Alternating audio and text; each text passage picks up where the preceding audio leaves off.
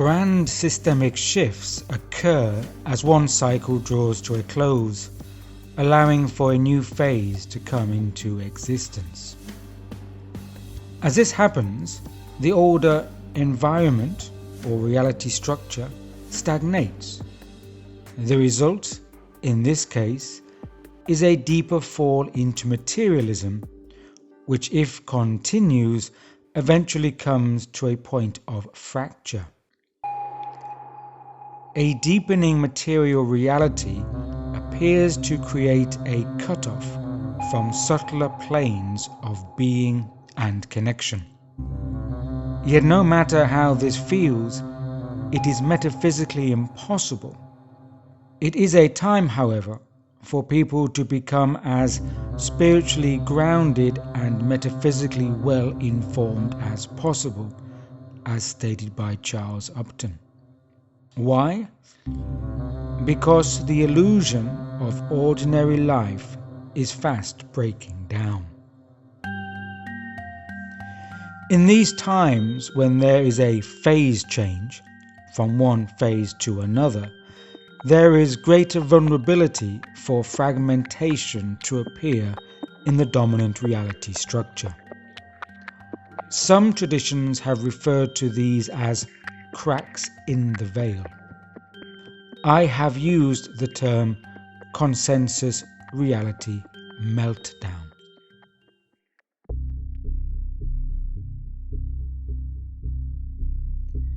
It appears that at this juncture in our civilizational path, there is a deliberate attempt to diminish our sense of reality, to make people more suggestible and open for programming.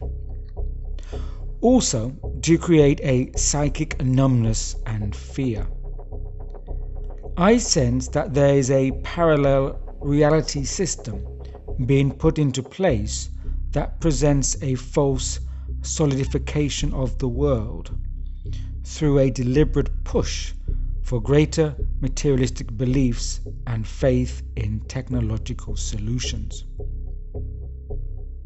Again, this solidification is a facade that hides the fissures that are opening up in our societies and through which psychic forces are pushing their way through.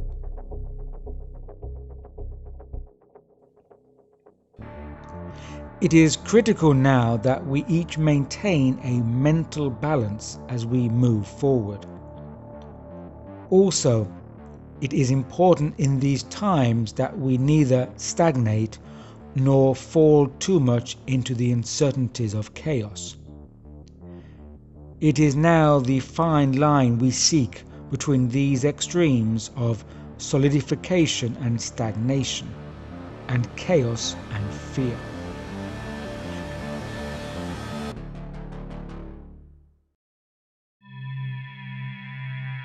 As always, we are called upon to find the straight path between the maelstrom of distraction and dissonance. The mother, the spiritual companion of the Indian sage Sri Aurobindo, once drew an image for a student who asked her to describe the best path to take in their developmental work. The mother drew a squiggle and then a straight line through it. "We should aim to be on the straight path," she replied. This is a photo of her image.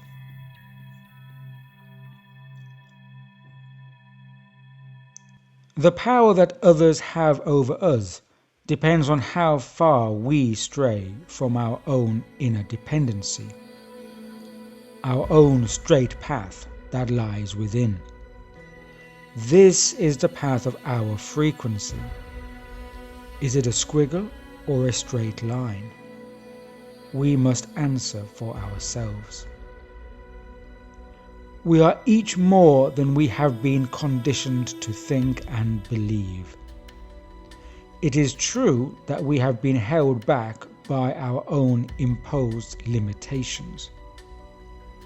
Those limitations were part of a previous time. We are now in the midst of a new historical moment, and I don't wish that to sound dramatic.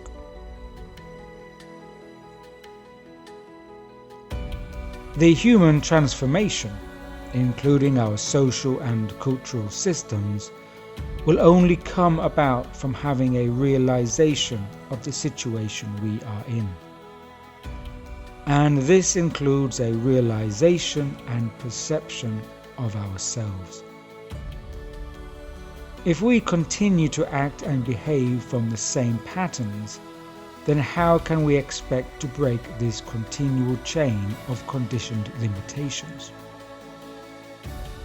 This is how the status quo maintains itself, from perpetuating the same patterns that keep it in place.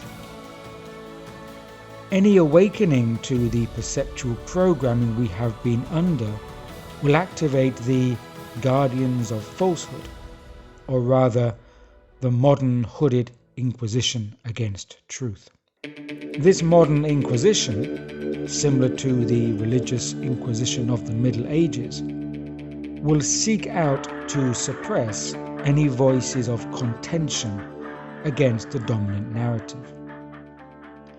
Yet, I suggest, we must now have faith in ourselves to speak our own truths.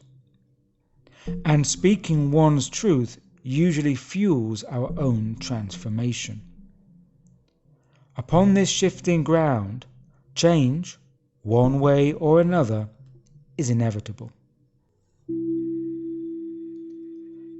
Change may be uncomfortable at first. This is the energy felt when old patterns are broken in order to be replaced by the new. There are always those who prefer to deny these changes, and there is great shame in this. It is much easier to sit back down and numb out again, because people are so afraid to feel, to love, and to live.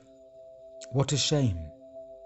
If only they knew that, wow, this is what I can do. I feel hurt, but in this I am alive, I am here, I am participating. Such beauty in this realization. There is much to be said about this form of participation in life, participation in the changes. Genuine human community is wishing for us to form new connections and to come together through this. This is what the social body is for. It is a body that needs for its limbs to work together harmoniously and in unity. The human being is a vibrational part of this communication flow. The heart is the connector vibrationally, and the head is the receiver, just like a phone line. If these are both open to receive, then it will be that way. The energy of unity amongst us is powerful, so powerful that it could successfully energize a new form of human civilization to emerge. First, however, change is coming.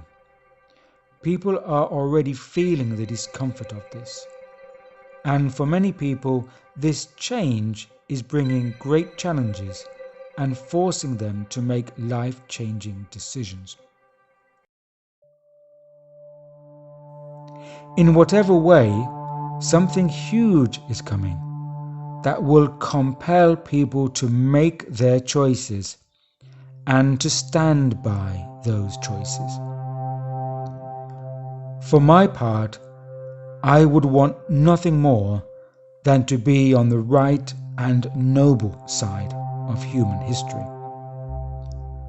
Let each person make their decisions with conscious awareness, comprehension, and perceptual understanding.